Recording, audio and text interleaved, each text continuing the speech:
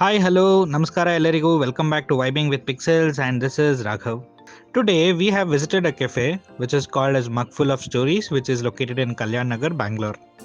Mugful of Stories was suggested by one of our subscribers, so thank you so much for suggesting. And here is our review on Mugful of Stories.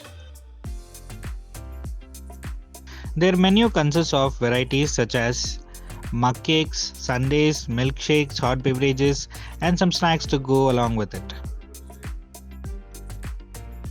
Blueberry Delight mug cake was too delicious and fresh, and the presentation was really well done. It costs 150 rupees.